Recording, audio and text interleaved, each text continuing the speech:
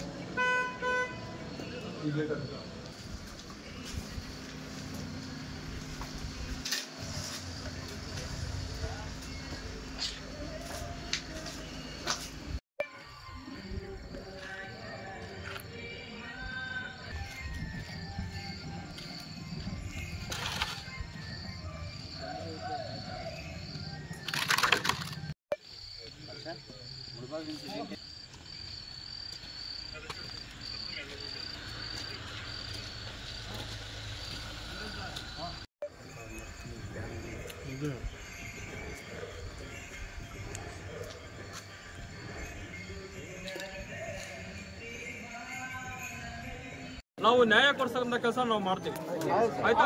100% ನಾವು ಯಾರ ಪರಲ್ಲ. ನಾವು ಈ ದೇಶದ ಸಂವಿಧಾನವನ್ನ ರಕ್ಷಣೆ ಮಾಡತಕ್ಕಂಥವ್ರು, ಕಾನೂನಿನ ಪ್ರಕಾರ ನಾವು, ಆಯ್ತಾ. ಕಾನೂನಿನ ಪರ ನಾವಿಲ್ಲಿ. ಪೊಲೀಸರು, ನೀವು ಪೊಲೀಸರಿಗೆ ಧಿಕ್ಕಾರ ಅಂತ ಕರಿತಾ ಇದ್ರಲ್ಲ, ಅದು ಇಲ್ಲ.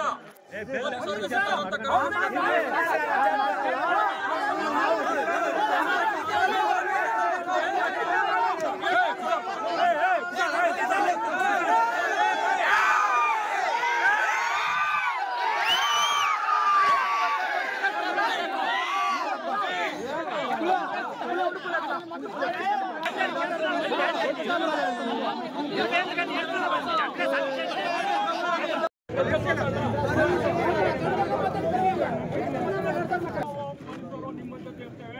ನಿಮ್ಮ ಸಹಕಾರ ನನಗೆ ಬೇಕು. ನಿಮ್ಮ ಸಹಕಾರ ನೀವು ಇಷ್ಟು ಜನ ಇದ್ರಲ್ಲ, ಸಾವಿರಾರು ಜನ ಇದ್ರಲ್ಲ, ಇಂಥ ಕಡೆಗೆ ಅಂತ ಹೇಳ್ಬಿಟ್ಟು ನೀವು ಬಂದಿದ್ರೆ ಒಂದು ಚೂರು ಪ್ರೂಫ್ ಕೊಡಿ.